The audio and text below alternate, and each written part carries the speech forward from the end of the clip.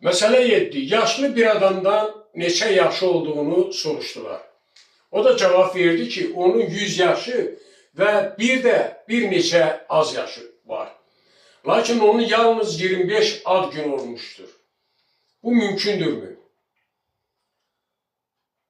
Deməli, məsələnin şərtindən göründüyü kimi 100 yaşlı adam 25 ad günü keçirdi. 25 ad günü keçiribsə, onda bu fevral ayında anadan olmuş ola bilər, fevralın 29'unda. Çünki niyə? 29 fevralda ola bilər. 29 fevral 4 ildən biri olur. 3 il ardıcıl tutaq ki, 28 fevral olur, il 28 fevraldan olur.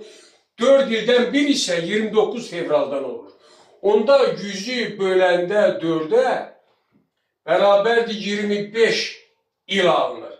Və buradan çıxır ki, bu yaşlı insan 4 ildən bir hər fevralın 29'unda ad günü keçirilmiş. Ona görə də o cəmi 25 ad günü keçirdi.